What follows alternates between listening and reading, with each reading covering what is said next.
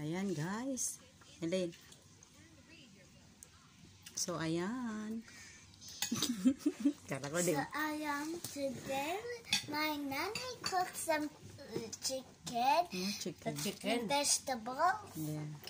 And with rice. Cabbage. With sabaw. Sardines. Yeah. And it tastes good. Look at the rice. Look at the rice, so nice. And I'm eating some macaroni with leaven. I like it. And they both eat vegetables with rice. Yummy. Vegetables and sardines. Yeah.